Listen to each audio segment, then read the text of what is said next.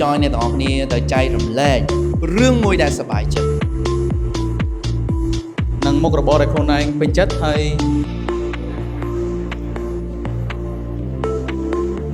អាមុននិយាយភ័យអាពុំនិយាយក៏ភ័យអានិយាយហើយក៏ភ័យមិនធំតែភ័យទេចុកពោះអាមុននិយាយគឺចុកពោះហ្មងណា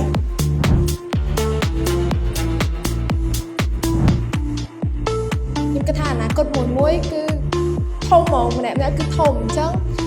នៅក្នុងអនាគតរបស់ខ្ញុំហ្នឹងក៏មានអនាគតមួយដែលធំដែរ